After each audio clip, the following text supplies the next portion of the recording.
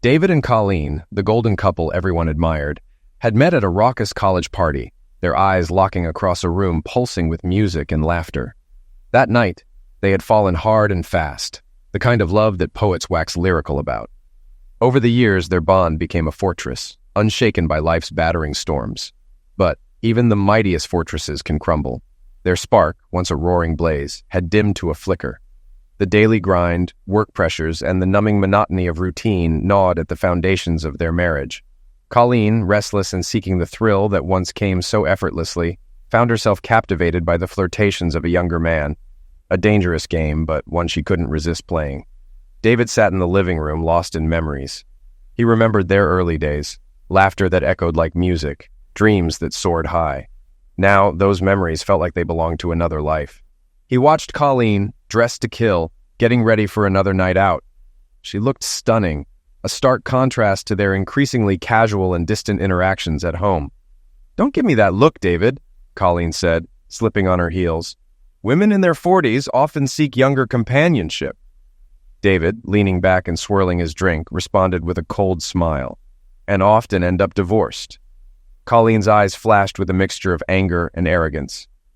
"You won't divorce me," she said with unnerving certainty. "You love me, and I love you. This is just a diversion. You wouldn't throw away our commitment over something so small." David's laugh was sharp, cutting through the tension. "Oh, how modern of you," he said, voice dripping with sarcasm. "You're right, it's practically a trend. Even Joan Bennett, Mrs. Picture Perfect herself, has a lover. Isn't it just darling how everyone pretends their marriages are fine while screwing around behind closed doors?" Colleen's expression hardened, but she said nothing. The silence between them was heavy, fraught with the unspoken words that hung in the air. David took a long sip of his drink, eyes never leaving hers. "Go on then, Colleen. Enjoy your night out. Just remember, every diversion has its price." When the doorbell rang, Colleen shot a glance at David. "Can you get that?" she asked, though she knew the answer already. David didn't even look up from his newspaper. "Nope," he replied flatly, as if she'd just asked him to walk across hot coals. "I'm not welcoming your boyfriend."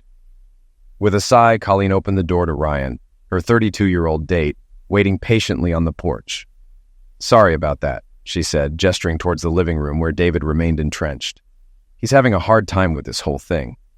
Ryan gave her a reassuring smile, the kind that seemed to say, "No worries. I've seen worse." He was calm, understanding. It was part of what drew her to him. Back inside, Colleen tried to calm the storm brewing in David. "Ryan's not my boyfriend," she said, planting herself firmly in front of him. "Yet. And let's not forget, we've been together 20 years. I've been loyal, supportive. I deserve a little freedom." David glared at her, feeling the sting of disrespect. "Yeah, freedom to do what? Date some guy you met at Starbucks?" Colleen nodded, unabashed. She met Ryan at the Starbucks in her office building, where his flirty banter made her feel young and alive. All her friends were having affairs with younger men, so why not her? Tonight was just another step in that direction. Ryan pulled up in a sleek, late-model Mercedes, the kind that screamed, "I've made it." At the restaurant, he tipped the valet like it was pocket change and ushered Colleen inside with an air of easy confidence.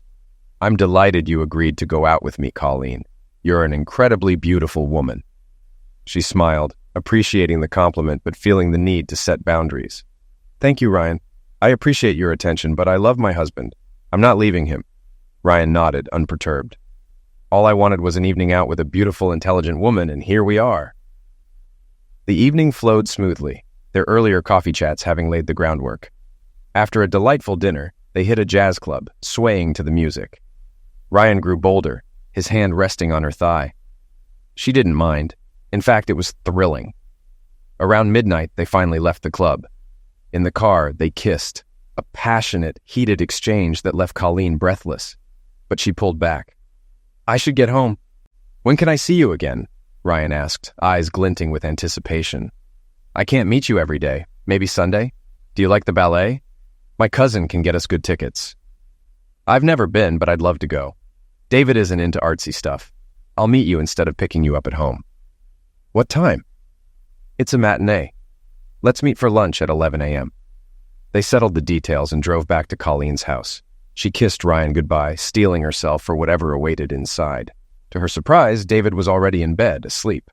In the bathroom, she wiped away her makeup, pondering whether to wake him. She feared a silent, cold morning if she didn't. "David," she called softly. He stirred, barely awake. "What? Do you want to talk?" "No, I want to sleep." "Okay, I'll get ready for bed." He started to rise, but she stopped him. "Actually, I have a question." She stepped out in her nightgown, a deliberate choice to show she was still his. "Okay," he said, his voice laced with suspicion. "Did you have sex with him?" David asked bluntly. "No, David. It was just a date. I've never had sex on a first date. You know that." David nodded, but his skepticism remained. "Yeah, but now you're just looking for a sex buddy, not a husband.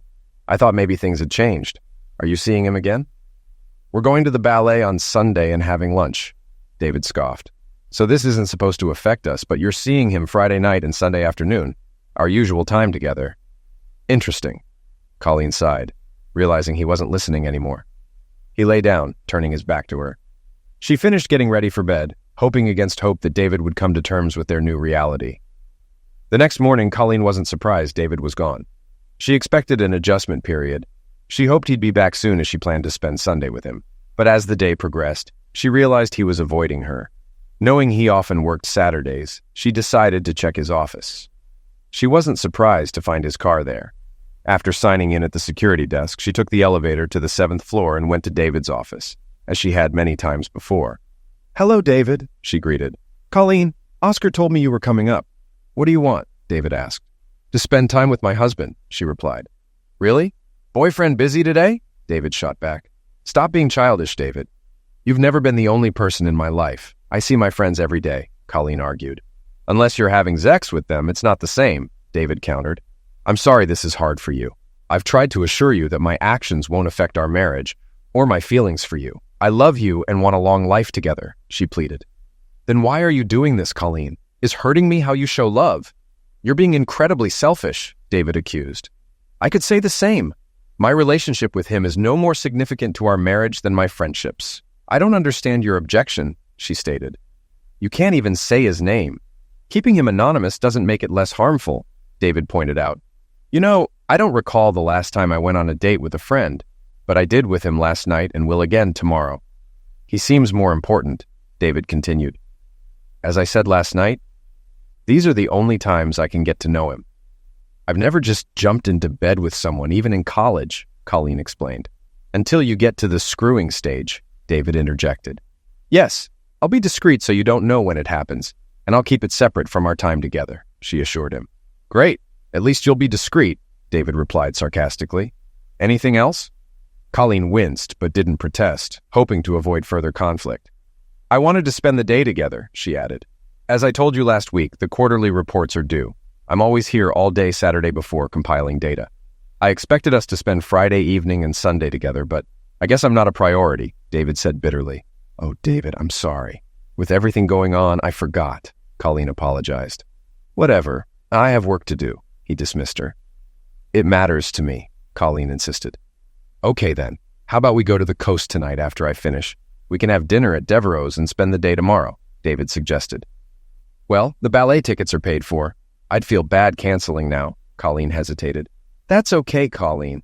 I didn't expect you to say yes. You can leave now." David had stopped listening.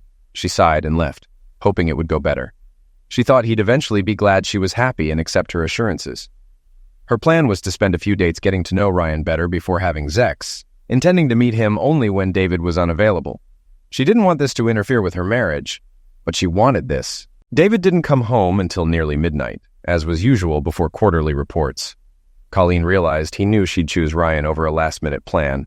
She hoped David might be feeling amorous tonight. He often enjoyed low-key closeness after long days, and sometimes they'd end up making love. She loved him and wanted to make him happy. She waited for him, undressed under the comforter, her bare shoulders visible. "How was work, honey?" she asked as he entered the bedroom. "Same as usual. I got all the data compiled and sorted, so next week's reporting should go smoothly," David replied. He began undressing in the bedroom but went into the bathroom to strip down. When he emerged in shorts, Colleen lowered the comforter to reveal herself. "Darling, I thought we could reconnect tonight," she suggested. "Are you sure your boyfriend wouldn't mind?" David retorted. "David, comments like that aren't helpful. Can't we just enjoy ourselves tonight as husband and wife?" Colleen pleaded. David was conflicted. Despite her actions, he still loved her and was aroused by her. He believed she hadn't slept with Ryan yet, but assumed they had made out. He hoped to win her back before she went through with it, knowing he wouldn't touch her if she did. He dropped his shorts, and Colleen smiled. They spent the next 2 hours reconnecting, hoping to satisfy each other's needs. David hoped she'd abandon her plans for Ryan, while Colleen hoped to show she could fulfill David's needs while seeking satisfaction elsewhere. The next morning, David tried to keep her in bed, expressing his love. As time passed, he sensed her unease. At 10 o'clock, Colleen got up. "I'm sorry, David. I have to get ready."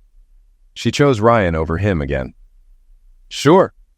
David put on his shorts, feeling particularly offended by being undressed in front of her as she prepared to meet her lover. He left the room without another look. Colleen felt sorrow watching him leave. She enjoyed their time together, but reluctantly got ready to meet Ryan. She showered, not wanting to meet Ryan with the scent of David on her. She dressed in a modest but alluring outfit and called for David to say goodbye, but there was no answer. Seeing their Mustang gone, she realized he had left. She sighed and drove to meet Ryan, not noticing the sedan following her. Ryan was waiting and assured her it was no problem she was a bit late. They were seated quickly, and she forgot about David in Ryan's presence. The lunch conversation flowed, and she enjoyed herself. The food was excellent, and she briefly thought of suggesting David dine there with her sometime. The ballet was beautiful, and Ryan's knowledge impressed her. He explained the story and meanings behind certain movements, making her aware of the experiences she hadn't had with David. It wasn't a criticism, just an observation of their differences and how they complemented each other. She hoped to get David on board, thinking Ryan could be more than just a fling. After the ballet, they drove to a local hill country overlook with a magnificent view of the city skyline.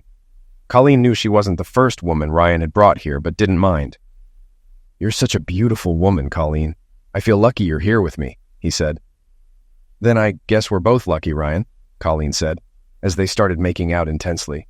She felt dizzy with desire for him and wondered if she could wait until the 5th date. Reluctantly, she pulled away, and Ryan was visibly disappointed. "I'm sorry, Ryan, I want to, but I have boundaries," she explained. "I know, Colleen," Ryan replied. "I get that you want to be comfortable before going further, but all our coffee dates should count for something. You're right, we did get to know each other well before our first official date. Maybe I'm being too rigid," she conceded. "When can you do a long lunch?" "Not Monday, but Tuesday works. I need time to clean up before going home, so plan accordingly," Ryan said. "I'll bring what's needed. I'll give you details tomorrow morning at Starbucks," Colleen agreed. Ryan drove her back to the restaurant where her car was parked. She got home around 6:30 p.m., feeling elated. She checked her phone for a message from David, but found none. Quickly changing into loungewear, she started dinner when she heard the garage door. "Hi, honey. Have a good drive?" she asked as David entered. "It was fine," he replied curtly. She tried to kiss him, but he turned his cheek, still upset about her leaving his bed for Ryan. At least he was talking to her, though briefly. She hoped last night's lovemaking would help, but it seemed leaving him this morning had erased the goodwill. He didn't ask about her day. "Dinner will be ready in 20 minutes, Colleen informed him. "That's fine. I'll be in the office," David said. Colleen quickly made teriyaki stir-fry with rice and called David to dinner. He washed up and joined her. She tried to make conversation. "Where'd you drive today?" she asked. "Nowhere in particular. I just drove on the highway," he replied. "Did you stop anywhere?" she continued. "I had lunch at a small deli off the freeway and stretched my legs a few times. That's it," David said. Colleen tried talking about her day. "The ballet." "I have no interest in your date, Colleen," David interrupted. "This isn't about that. I was just..." Not another word about it. "I just wanted..." David got up, leaving his meal half-eaten, and went to his office. Colleen sat for a few minutes, then cleared the table and packaged the leftovers for David's lunch. She spent the evening straightening the house, hoping David would come out of his office. She wanted to salvage the evening and share the beauty of the ballet, hoping it might interest him in the future, separate from Ryan. Later, she prepared for bed and started reading, still hoping David would join her. Near midnight, she guessed he was waiting for her to fall asleep first. She went to his office. "Are you coming to bed?" she asked. "Eventually. I have things to finish," he replied. "Please, David, come to bed. Lay beside me, make love, cuddle, or just lay quietly. Please don't avoid me," Colleen pleaded. "I told you, Colleen, I have things to finish. If you think that's avoidance, I can't help it. The sooner I finish, the sooner I can come to bed." "So, excuse me," David said. Colleen reluctantly left and returned to bed, no longer interested in reading. She wondered if she was feeling guilty and interpreting his actions through that lens, but dismissed the idea. She believed she was doing nothing wrong and still loved David. She thought he was avoiding her on purpose. Not wanting to make things worse, she turned off the light and closed her eyes, quickly falling asleep. She woke up alone the next morning, finding that David had already left for work. Unsure if he had ever come to bed, she felt increasingly frustrated with his attitude. She had reassured him that nothing would change in their marriage, but he remained intent on feeling hurt. Deciding not to beg him anymore, she planned to continue with Ryan while being a loving wife to David. She dressed and headed to Starbucks as usual to meet her friends. Spotting Ryan in the corner, she joined him after getting her coffee. "I couldn't stop thinking about you last night, Colleen," Ryan said. "Same here, Ryan. I'm looking forward to tomorrow," she replied. He handed her a note. "Here's the info for tomorrow. My condo offers more privacy than a hotel," Ryan said. "Thank you for being discreet, Ryan. I don't want to hurt my husband more than he already is," Colleen said. "Of course." They chatted a bit before Ryan left for work. Colleen then met with Joan, Marge, Ellen, and Gail.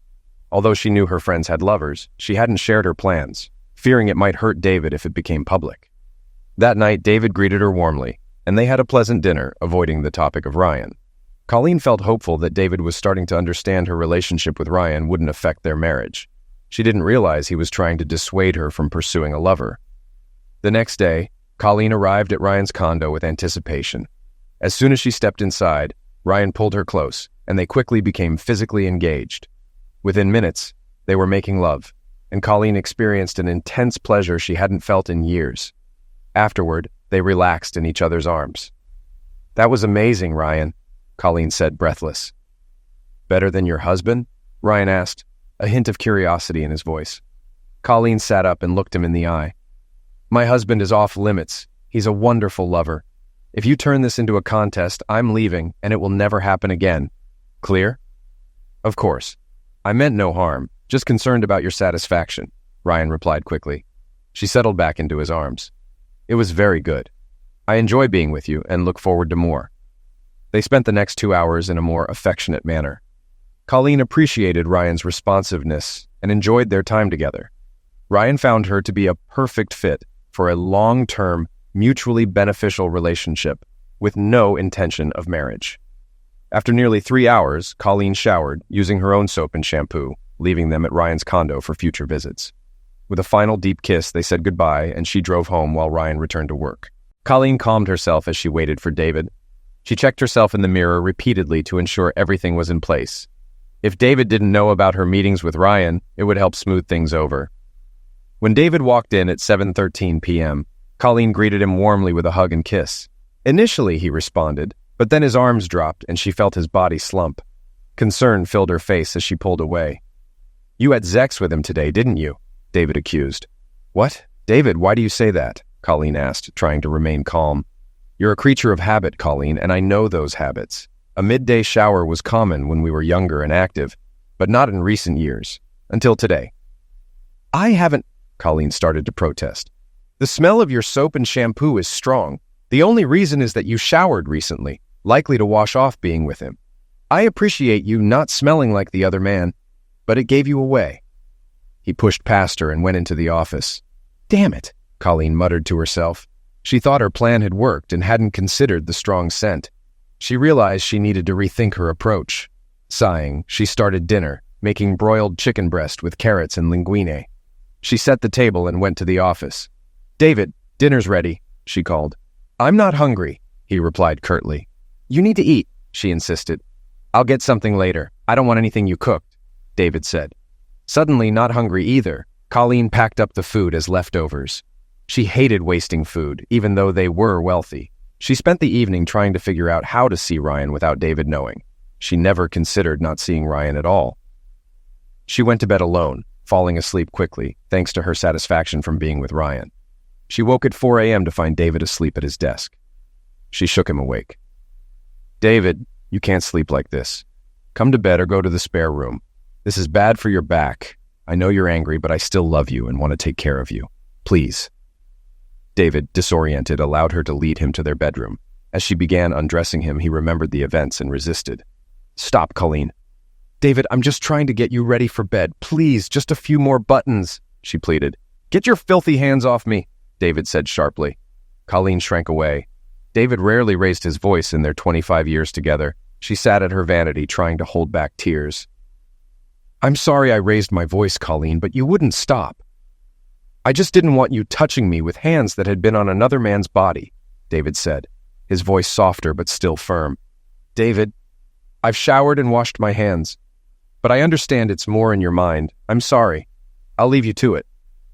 Colleen busied herself elsewhere, believing David would eventually come to terms with her affair.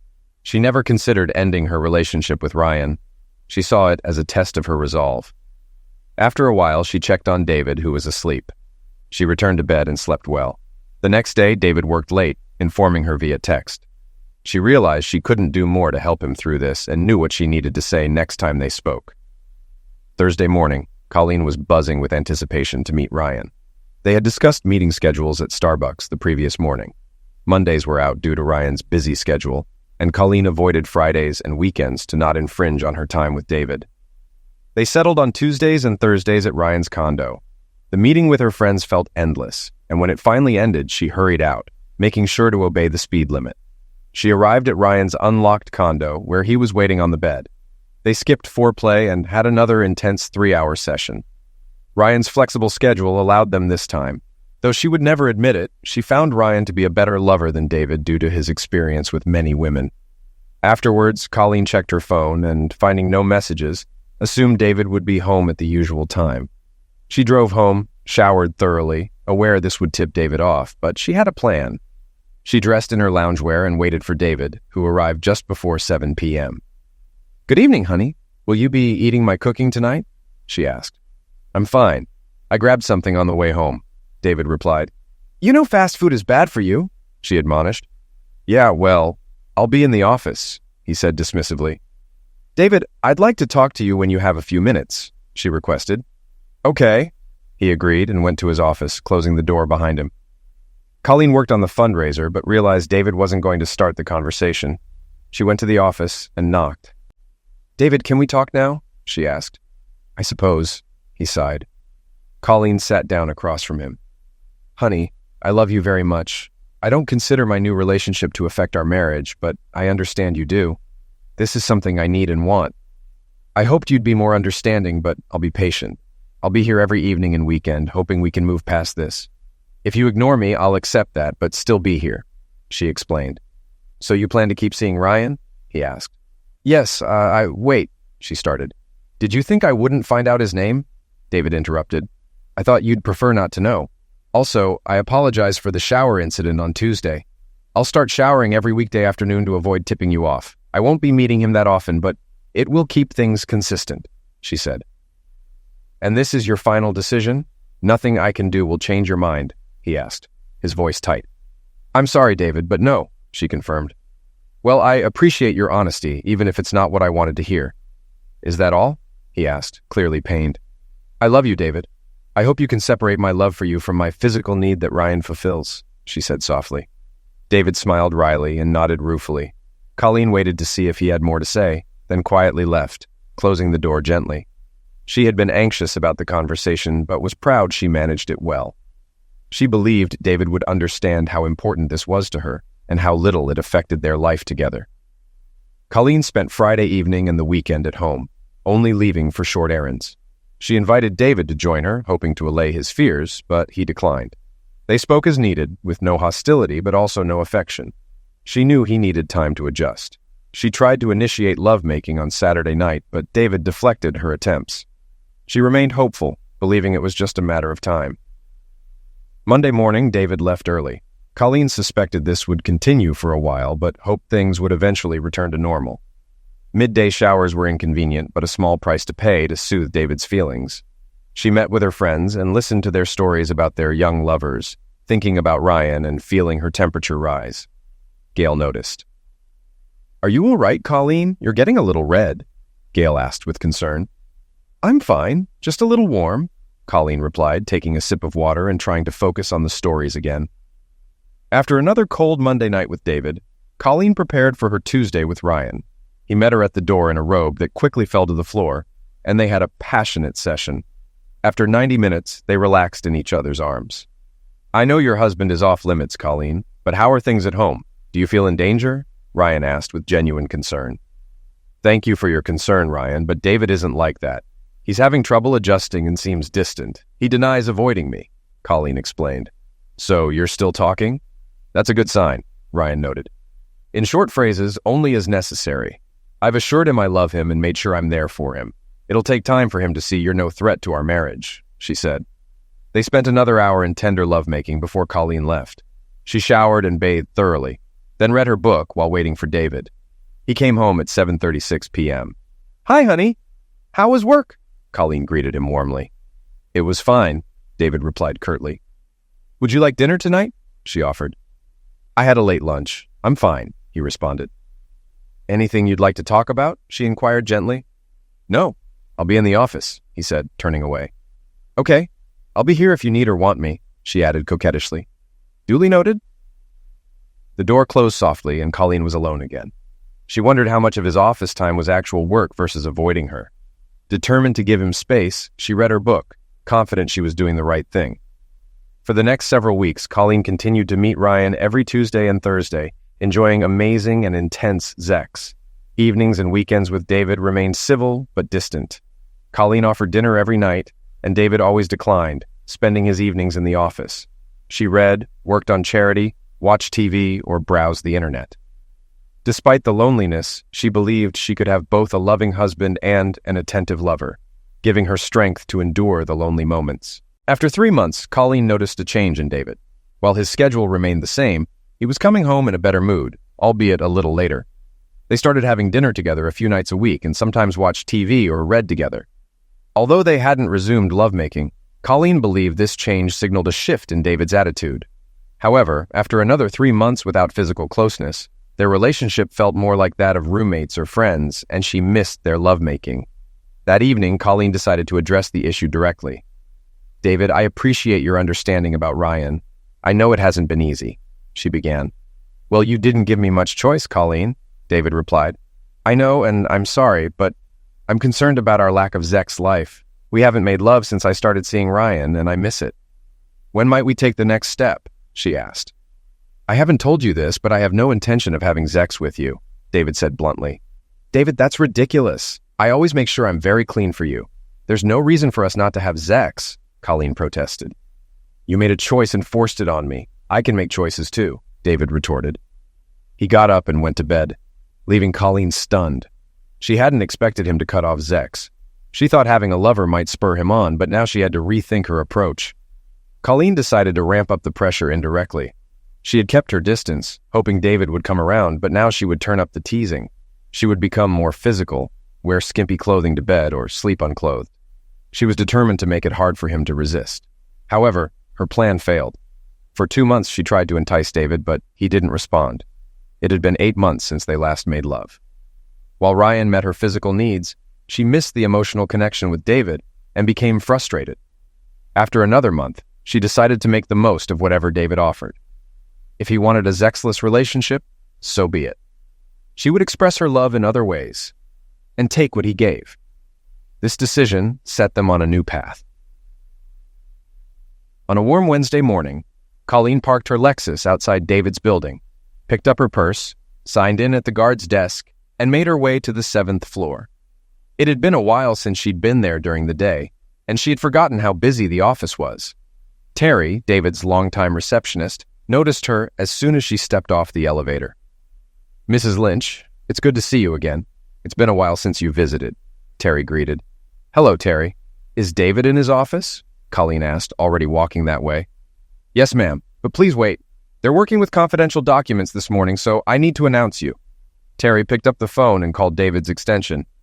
"Mr. Lynch, your wife is here to see you," Terry said. Colleen couldn't hear the response, but soon the conversation ended. "He'll be a couple of minutes, Mrs. Lynch. He needs to secure some documents." Colleen nodded and looked around the office, noticing a mix of familiar and new faces. She noted Eileen's desk was empty, assuming she was in David's office. After a couple of minutes, David's door opened and a beautiful woman walked out. Shorter than Colleen, with long dark brown hair and a prominent chest, she looked to be in her late 20s or early 30s. Colleen disliked her instantly. "Mrs. Lynch, nice to meet you. I'm Alana. Come on back," Alana said, guiding Colleen down the familiar hallway. Alana lingered at the door as Colleen entered David's office. "Thank you, Alana. Take lunch now. We'll continue at 2 o'clock, David instructed. "Yes, sir," Alana responded and left, closing the door behind her.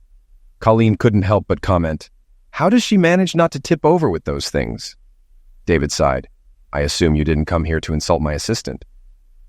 "What happened to Eileen?" Colleen asked. "She got promoted," David replied. "To what position?" Colleen continued. "Executive assistant.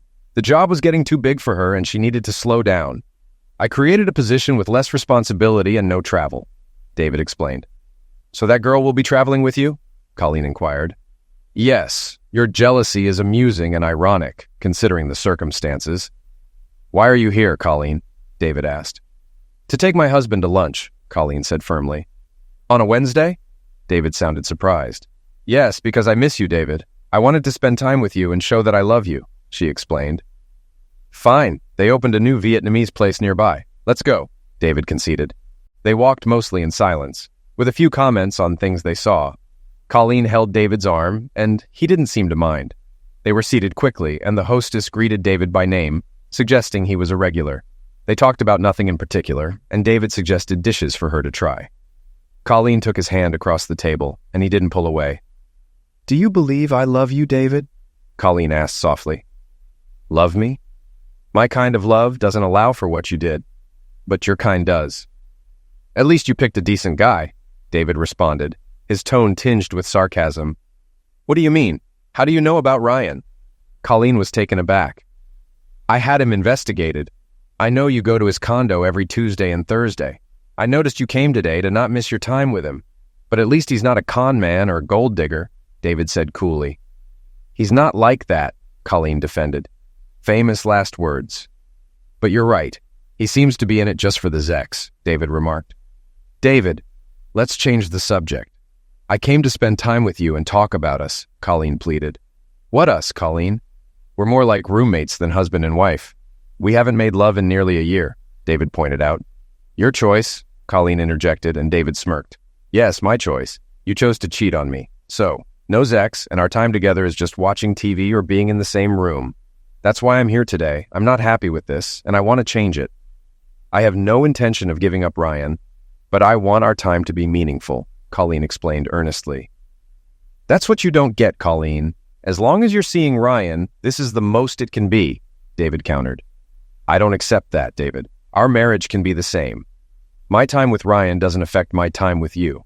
I don't love him. It's just like spending time with friends," Colleen argued. "But it is different. I don't mind your time with friends because no one should revolve around one person, but I won't pretend nothing's happening while you're with another man.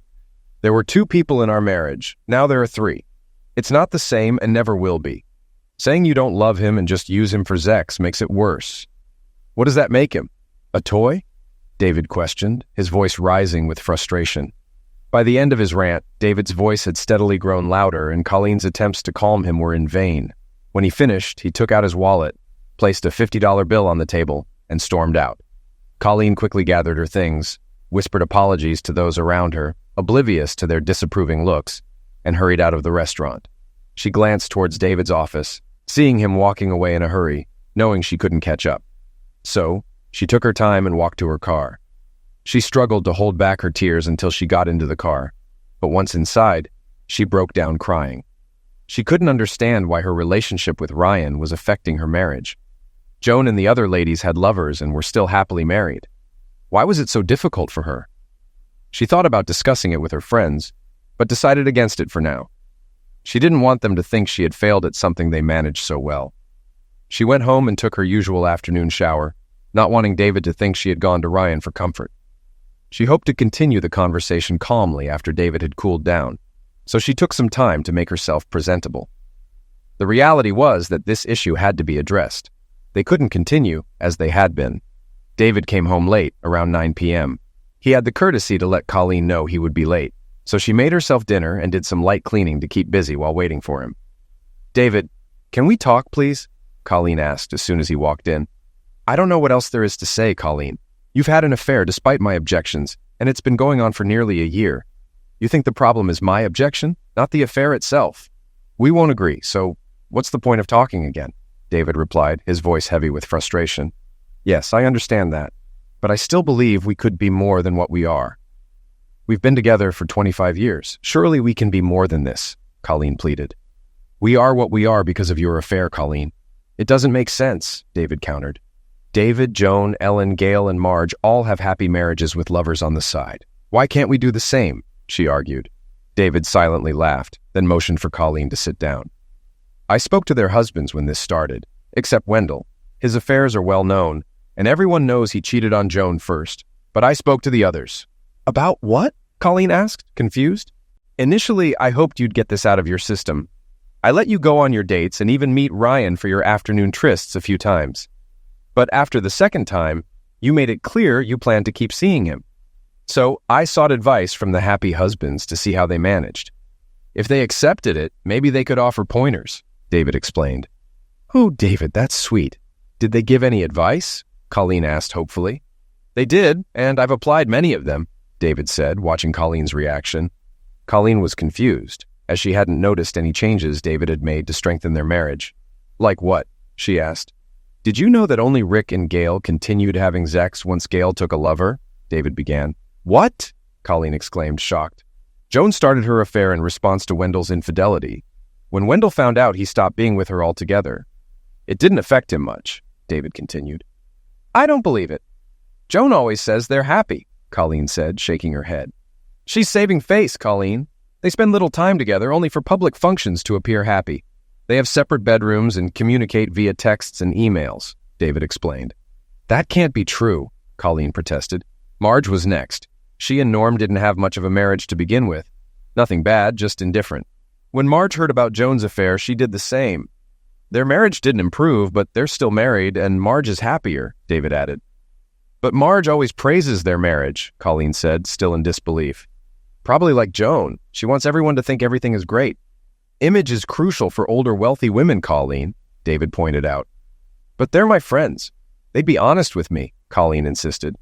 David smiled at this. Gil was next. Rick said he tried to ignore it and continue as usual, but after a few months, it was clear she was bored with him. Ordinary married sex wasn't exciting after her thrilling affair with a younger man. They haven't been together since, David explained. I can't believe this. I can't believe my friends would lie about their marriages. The husbands must be trying to make the wives look bad, and I doubt the husbands are going without sex, except Wendell, Colleen said, struggling to accept the truth. Oh, they're not going without. They have a simple solution to meet those needs, David replied. Oh, and what is that? Colleen asked, her curiosity piqued. They hired personal assistants, David said, watching Colleen's reaction. Colleen needed a moment to grasp what that meant. When she finally understood, the new girl David hired seemed unfazed by Colleen's reaction and had been expecting it. I hired Alana shortly after your speech. I was truthful about Eileen needing help in creating another position. Actually, I hired Alana for her business qualifications.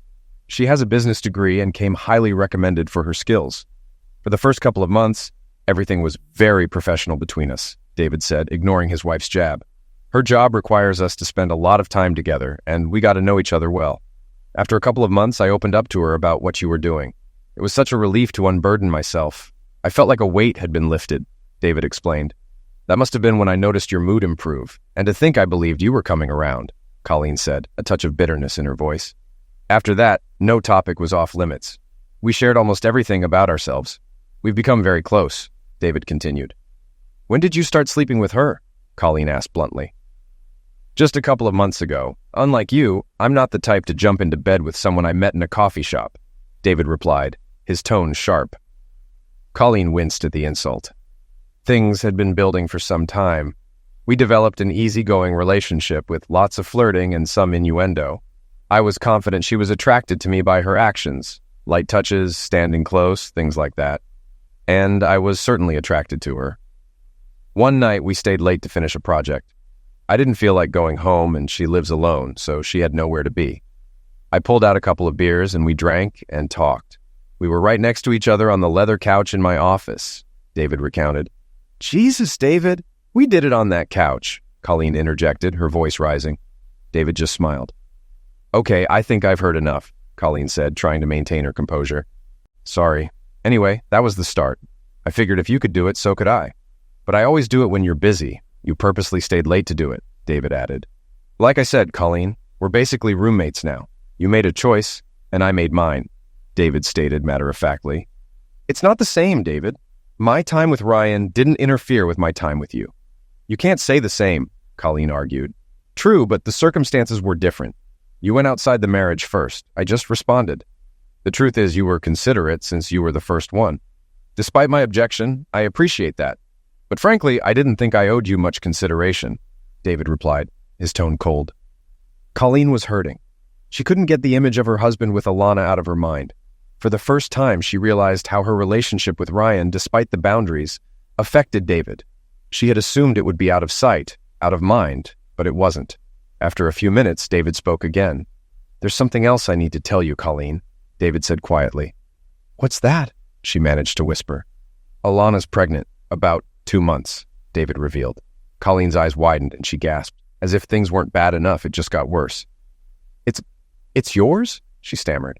She assures me it is. I'll be making sure, David said firmly. Of course. How did this happen? Colleen asked, her voice trembling. David took a deep breath. It was intentional. Colleen's mind reeled from another blow. She wasn't sure how much more she could take, but she had to know everything. Now was the time to get it all out in the open, no matter how much it hurt. You got her pregnant on purpose, but why? She asked, trying to understand. I have a valuable company, Colleen, that we solely own. Currently, I have no one to leave it to. I had planned to sell the company eventually, but I dislike that idea now. My employees are like family, and I didn't want to leave their futures in the hands of a stranger or worse, a conglomerate. Now, depending on the timing, I plan to leave it to Alana or our baby, David explained. Are you divorcing me, David? Colleen asked, fear creeping into her voice. I'm not planning on it, at least not yet. I plan to keep things as they are. Alana wants to marry me and even paid for a prenup heavily in my favor, but she's also okay with things staying as they are, as long as we spend time together.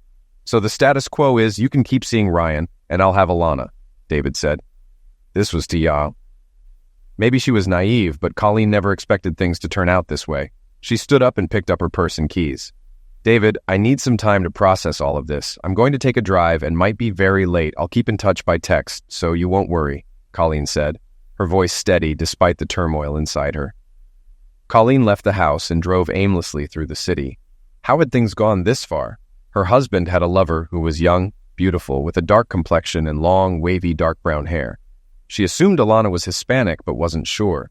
She sent periodic texts to David, letting him know she was still driving, and his response was always the same, please be safe.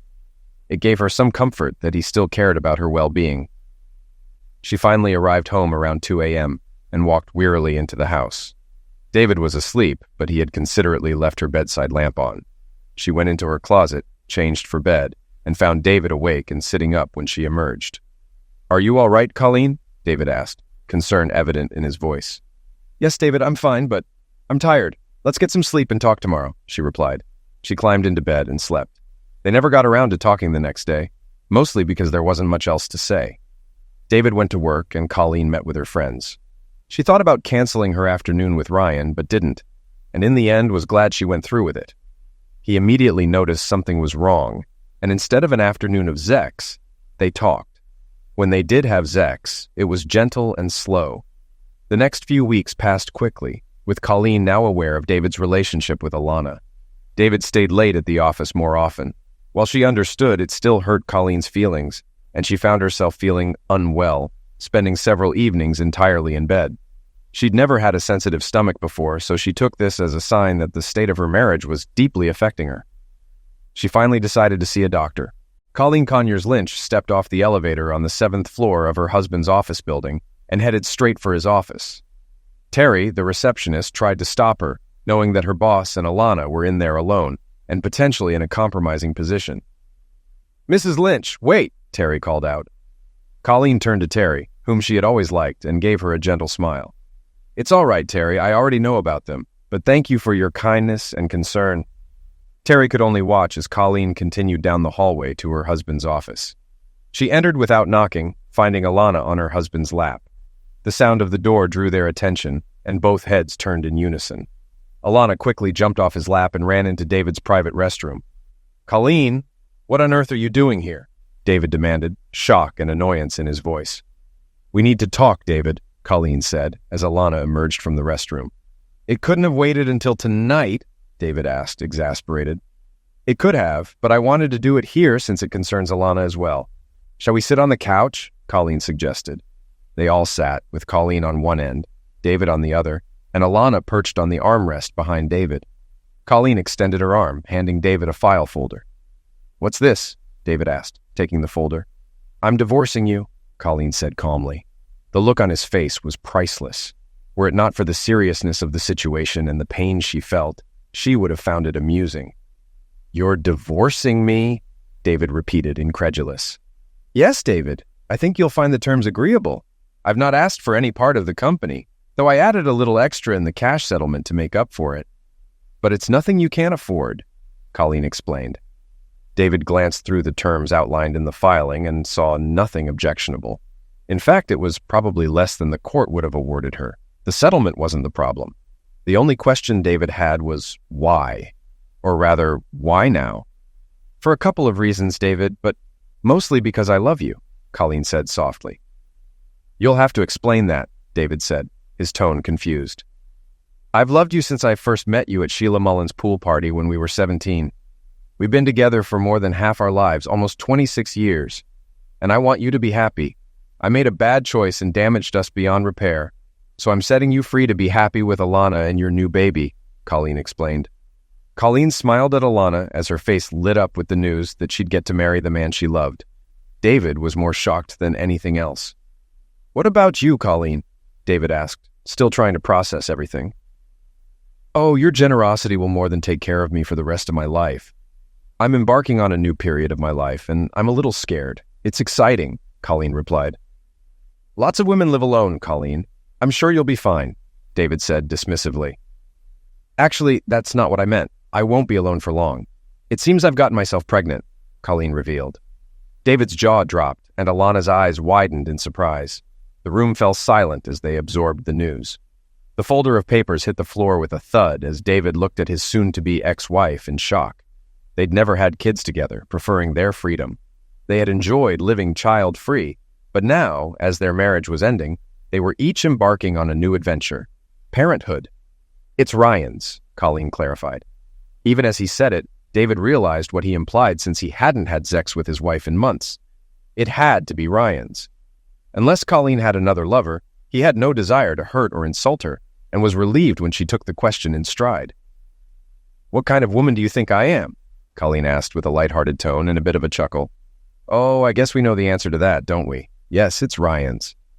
"Are you two going to make a go of it?" David inquired.